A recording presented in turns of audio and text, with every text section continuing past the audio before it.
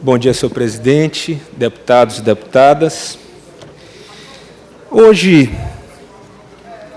cheguei a esse plenário e me surpreendi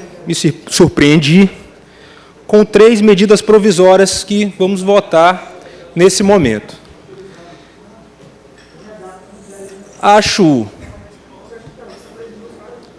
Já subi inúmeras vezes aqui a esta tribuna, reclamando da frequência e da quantidade de medidas provisórias que passam nesta casa. O Executivo, deputados e deputadas, não é legislador. Nós, deputados, somos legisladores. O trabalho de legislar tem que ser dos deputados e não do governador. Mas nós passamos boa parte do nosso tempo aqui na Assembleia votando, nem falo votando, mas sofrendo um rolo compressor que vem lá do Palácio dos Leões, que eu, sinceramente, fico entristecido, porque fui eleito, assim como Vossas Excelências, para discutir projetos de leis, para falar sobre questões estaduais, municipais, dentre outras questões de relevância para o nosso Estado, nas comissões técnicas desta casa. Mas aqui vemos uma série de medidas provisórias, mas muita medida provisória. E o que mais me deixa surpreso é que o nosso governador Flávio Dino, é um jurista, foi deputado federal, foi legislador, e escreveu um livro, deputado Braide. O governador Flávio Dino, ele tem um livro que trata de medidas provisórias. Se Vossas Excelências colocarem no Google, colocar Flávio Dino, livro sobre medidas provisórias, vocês vão achar um livro do governador Flávio Dino sobre medidas provisórias. E dentro deste livro existe uma crítica sobre as medidas provisórias. E aqui nós quase que semanalmente temos que aprovar medidas provisórias desse governo. Bom, principalmente essa última que chegou agora, que está em regime de prioridade, que é da criação e do remanejamento de uma série de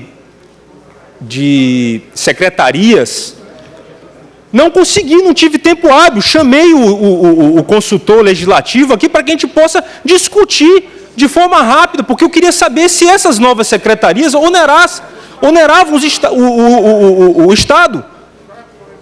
Então, eu fiquei sem saber se a criação e a estruturação dessas novas secretarias oneram ou não o Estado. Porque eu não vou ser leviano aqui, eu não vou subir a esta tribuna e dizer o governador Flávio Dino está criando novas secretarias, mas ele pode estar remanejando, colocando um cargo para uma, outro cargo para outra. Então, eu não vou ser leviano aqui. Mas o que eu estou aqui criticando e levantando aqui uma reflexão é sobre a quantidade e a frequência de medidas provisórias que nós temos aqui que aprovar nessa casa. Essa é a questão. E vou além. As medidas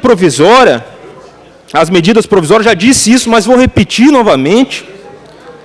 O artigo 42 da nossa Constituição do Estado do Maranhão diz o seguinte: que a iniciativa das leis complementares e ordinárias cabe a qualquer membro ou comissão da Assembleia Legislativa, ao governador do Estado, ao Tribunal de Justiça, ao Procurador-Geral da Justiça e aos cidadãos, na forma e nos casos previstos nesta Constituição. Mas o que chama a atenção é o parágrafo 1º. Em caso de relevância e urgência, o governador do Estado poderá adotar medidas provisórias com força de lei, devendo submetê-las de imediato à Assembleia Legislativa, que, estando em recesso, será convocada extraordinariamente no prazo de 5 dias. Muito bem. Uma medida provisória ela precisa ter relevância e urgência. Claro, podemos ter aqui governistas que possam fazer o contraponto desse meu discurso e dizer, sim, essas medidas provisórias que estamos discutindo aqui, elas têm relevância, elas têm urgência, mas vai da interpretação de cada um. Eu não acredito que essas medidas provisórias que nós vamos votar aqui, elas têm principalmente relevância. Urgência, algumas delas podem ter a urgência que o Palácio quer que tenha. Mas relevância, não acredito que nenhuma dessas medidas provisórias, se fosse discutida como projeto de lei, se passasse pelo trâmite natural aqui desta casa, empatariam a vida dos maranhenses ou a vida do governo. Acho que de forma alguma. Então podemos até discutir a questão da urgência e relevância aqui. Não acredito que nenhuma das três tenha relevância. Urgência, podemos até ser flexível e achar que, por exemplo, essa que cria e que estrutura algumas secretarias podem ter um certo tipo de urgência, porque o governo precisa andar, precisa se estruturar. Mas aqui nós sabemos que o projeto de lei ele passa rapidamente. A gente sabe que ele é discutido, temos poucos deputados, 42 deputados. Sabemos da grande e da ampla maioria dos deputados que fazem parte da base do governo. Sabemos que qualquer projeto de lei que é mandado pelo governo estadual é aprovado nessa casa. Sabemos disso. Sabemos que o governo não tem a mínima dificuldade de aprovar um projeto aqui. Então não há necessidade do governador editar tanta medida provisória, porque é um atropelo a esta casa. Quem legisla mais, o executivo ou o legislativo aqui no Maranhão? E ainda mais do governador Flávio Dino, que é um jurista que escreveu livros a respeito desse assunto. Então nós vamos fazer essa reflexão. Vamos fazer essa reflexão porque é sadio para essa casa. Eu acho que a medida provisória pode continuar existindo plenamente, ela é constitucional.